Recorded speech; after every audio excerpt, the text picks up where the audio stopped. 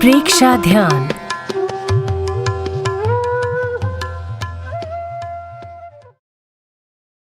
प्रेक्षा शब्द प्राकृत के पे हा से बना है, जिसका अर्थ है देखना, बहुत गहराई से अनुभव करते हुए देखना। जब किसी भी व्यक्ति और वस्तु को देखने के साथ पसंद या नापसंद, अच्छा या बुरा, प्रियता या अप्रियता का भाव जुड़ जाता है, तब वह राग और द्वेष से युक्त हो जाता है। राग और द्वेष से मुक्त, स्वतंत्र रूप से वीतराग रहकर देखने का, अनुभव करने का नाम ही प्रेक्षा ध्यान है। जब हम राग द्वेष से मुक्त होकर गहराई से देखने की प्रक्रिया को प्रारंभ करते हैं, तो हमारा संपर्क अवचेतन मन से हो जाता है। अवचेतन मन, जो कि शरीर, मन, बुद्धि और इंद्रियों से परे है, जहां हमारा चित्त और भाव है।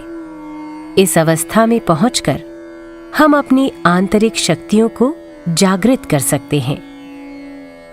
निषेधात्मक भाव यानी कि नेगेटिव थॉट्स को निकालकर विधायक भाव यानी कि पॉजिटिव थॉट्स स्थापित कर सकते हैं और अपने पूरे व्यक्तित्व को निखार सकते हैं।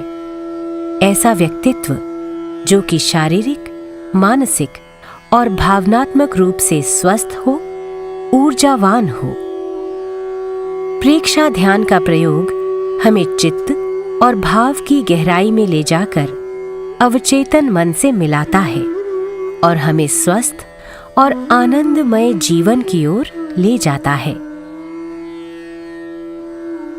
प्रेक्षा ध्यान के प्रयोग को प्रारंभ करने से पहले हमें ध्यान की पूर्व तैयारियों के बारे में समझ लेना आवश्यक है। प्रेक्षा ध्यान प्रारंभ करने से पहले हमें अपने आसन ठीक रखने होंगे। हम ध्यान के लिए 4 प्रकार के आसनों का प्रयोग करते हैं। पहला, सुखासन। दूसरा, अर्ध पद्मासन। तीसरा, पद्मासन या चौथा, वज्रासन।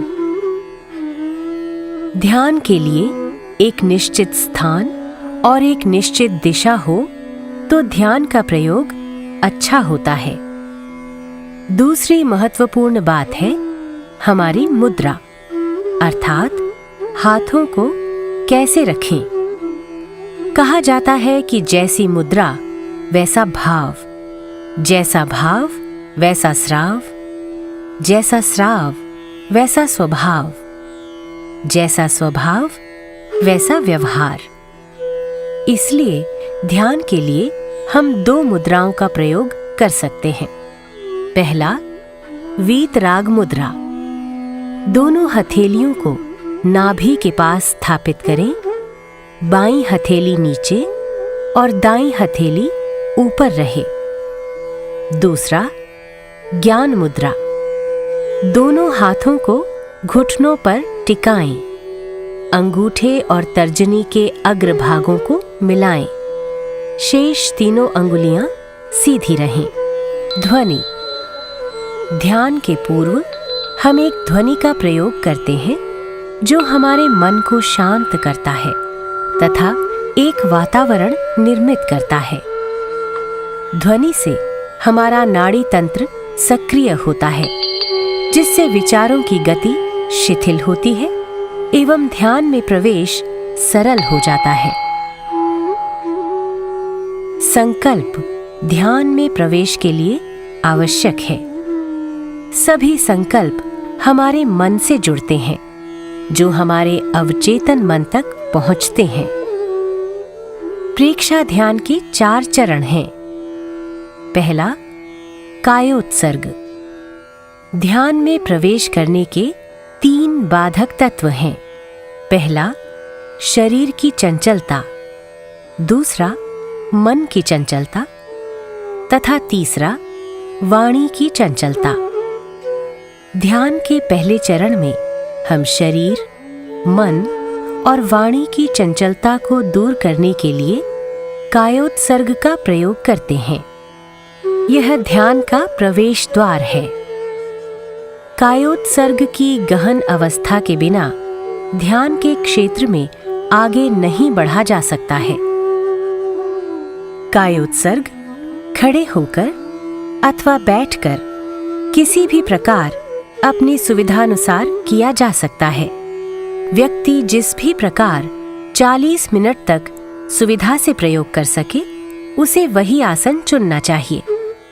कायोत्सर्ग की पूरी विधि स्वतः सूचन यानी कि ऑटो सजेशन पर आधारित है। अतः एक एक सुझाव को ध्यान से सुने और गहराई के साथ अनुभव करते हुए उसका प्रयोग करें।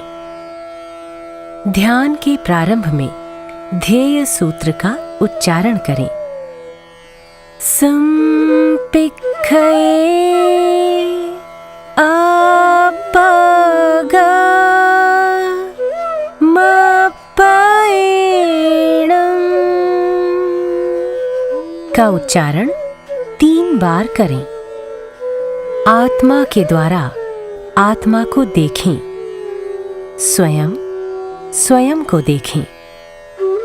अपने आप को देखने तथा जानने के लिए ही प्रेक्षा ध्यान का प्रयोग करें। ध्यान के दूसरे चरण में अंतर यात्रा। हमारे मेरुदंड के भीतर मध्य भाग में एक नाड़ी है जिसे सुषुम्ना नाड़ी कहते हैं। मेरुदंड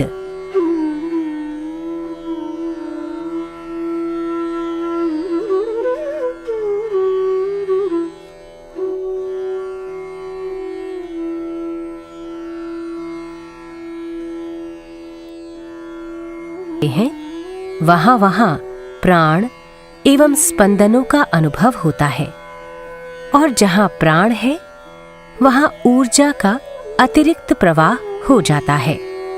अंतर यात्रा के प्रयोग में हम रीढ़ की हड्डी के निचले छोर, जिसे शक्ति केंद्र कहते हैं, से ऊपर सिर की चोटी के निचले भाग को, जिसे ज्ञान केंद्र कहते हैं, में सुषुम्ना नाड़ी के माध्यम से चित्त की यात्रा करते हैं।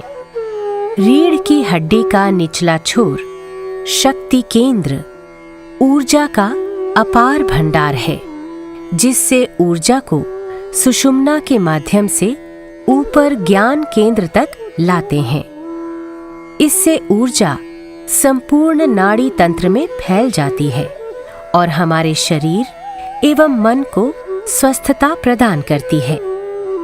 जिस प्रकार ब्लड प्रेशर मापक यंत्र में पारा ऊपर से नीचे और नीचे से ऊपर की ओर जाता हुआ दिखाई देता है, उसी प्रकार हर श्वास के साथ ऊर्जा के प्रवाह को ऊपर से नीचे और नीचे से ऊपर की ओर यात्रा करते हुए अनुभव करते हैं। इससे पूरे नाड़ी तंत्र के अवरोध समाप्त हो जाते हैं तथा खुलकर ऊर्जा का स्वतंत्र प्रवाह शरीर के भीतर प्रारंभ हो जाता है।